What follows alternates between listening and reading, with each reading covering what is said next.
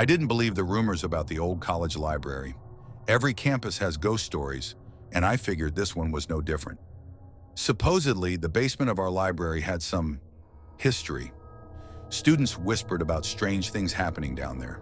Footsteps in empty aisles, books falling off shelves, even the feeling of being watched. It all sounded like typical college folklore. I laughed it off. That was until finals week last semester. The library was packed that night, every seat upstairs taken. The group study rooms were full of chatter, and even the quiet corners buzzed with stressed out students. I was desperate for a place to study, so when I remembered the basement level, I decided to check it out. It wasn't forbidden or anything, just not a popular spot. Mostly archives and old reference books, nothing most students needed anymore. When I opened the heavy door leading down, the air immediately changed. It was colder, noticeably so, and smelled faintly of damp paper and dust. I told myself it was just the old building. Fluorescent lights buzzed faintly above me, their flicker making shadows dance in the long, narrow hallway leading to the study area. The basement was dead silent. I didn't see anyone else. Perfect for studying, I thought. No distractions. I set up at a desk in the far corner, near some shelves full of ancient-looking textbooks. The room felt heavier somehow, but I pushed the thought aside, chalking it up to my lack of sleep. For the first hour, everything was fine. I was reviewing my notes, typing away, occasionally glancing up at the rows of shelves. It was so quiet I could hear the hum of my laptop and my own breathing. Then I heard something else, a soft, distant shuffle. I froze, listening. It was faint, like someone dragging their feet across the floor. I told myself it was nothing. Maybe someone else had come downstairs. But when I peeked toward the entrance, there was no one. The room stretched on, empty except for the shelves and me. I went back to my notes, but the sound came again. Closer this time. A slow, deliberate movement. My heart started pounding. It's just the old building settling, I muttered to myself, hoping the sound of my own voice would ease my nerves. It didn't. A few minutes later, a small, sharp noise broke the silence. A tap, then another. It sounded like it came from the far end of the aisle next to me. I tried to ignore it, burying myself in my notes, but my focus was gone. The tapping continued, irregular, almost like someone knocking softly on wood. I couldn't take it anymore. "Hello," I called out, my voice echoing slightly in the empty space. Nothing. Just silence. I got up slowly, my chair scraping loudly against the floor. My stomach felt tight, my skin prickling as I stepped into the aisle. Rows of books stretched endlessly in both directions, dimly lit by the flickering lights. There was no one there, just books and shadows. As I turned to head back to my desk, a faint whisper reached my ears. It was soft, almost imperceptible, but it was there. Words I couldn't quite make out, spoken in a tone that sent chills down my spine. It sounded close, too close. I spun around, scanning the aisle again. The air felt heavier, thicker, like I was being watched. That's when I noticed something on the floor near the end of the aisle. A book. It wasn't there before. I was certain. I stared at it, my heart hammering in my chest. Another whisper came, clearer this time. A single word stretched out and raspy. "Leave." I didn't think. I ran. Grabbing my bag, I bolted for the stairs, the sound of my footsteps echoing in the silence. I didn't stop until I reached the main floor, where the noise and light of the crowded library felt almost jarring after the oppressive quiet of the basement. When I told one of the librarians what happened, she just gave me a knowing smile. "You're not the first to say that," she said. "That's why we don't recommend studying down there alone." I haven't gone back to the basement since, and I don't plan to. Whatever's down there can stay there.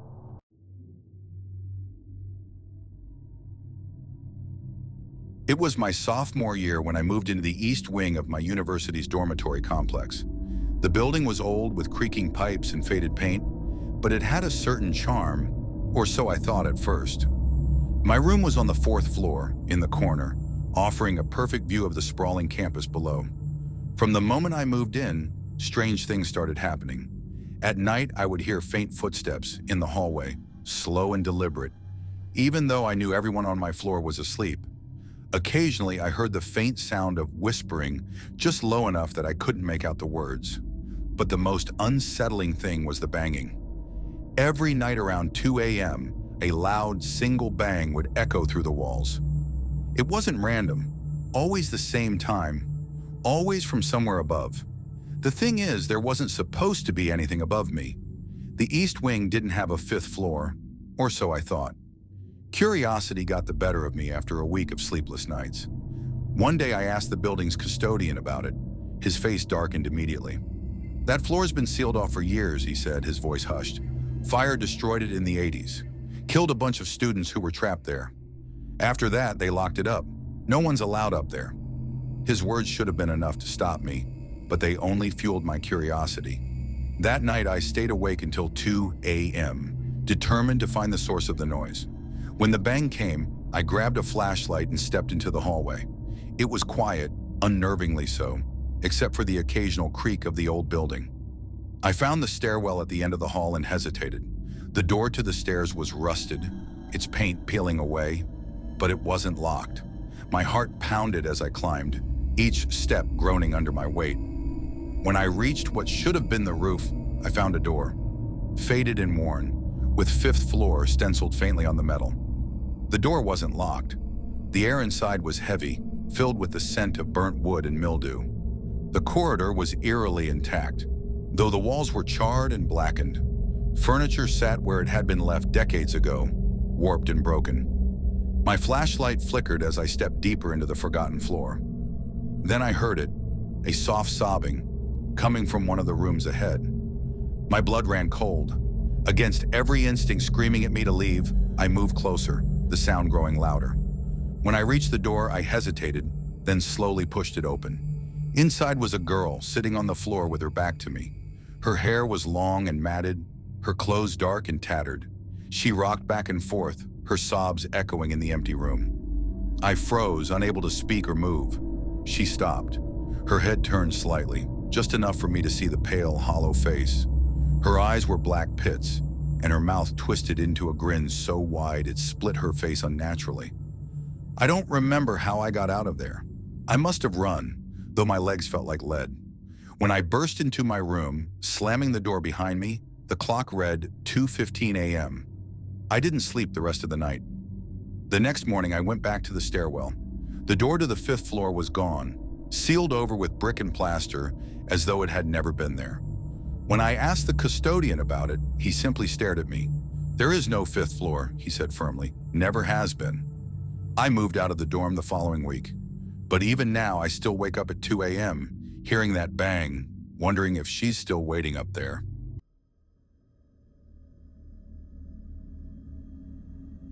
It was my second month living in the college dorm. My roommate Lily had gone home for the weekend, leaving me alone for the first time. I didn't mind. The quiet was refreshing.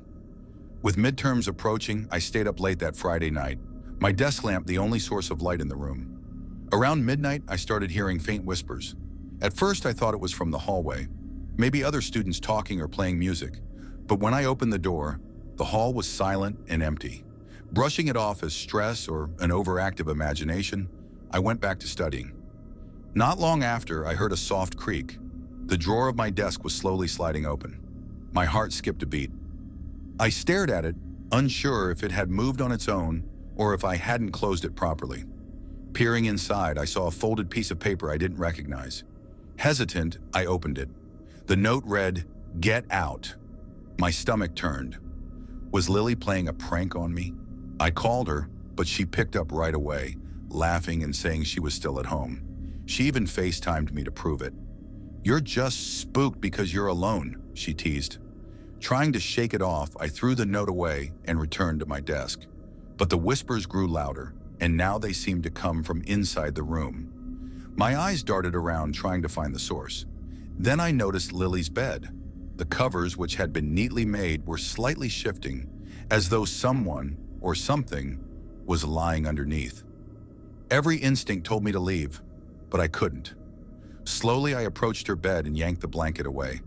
There was nothing there. No one. Just the faint impression of a body on the mattress. Shaking, I backed away, only to notice something on my own desk. The note was back, unfolded, but now the message had changed. In bold, scrawled letters, it said, "Too late." At that moment, the whispers stopped. The room fell deathly silent. I barely slept that night, jumping at every shadow and sound. The next day, I packed my bags and spent the rest of the weekend at a friend's apartment.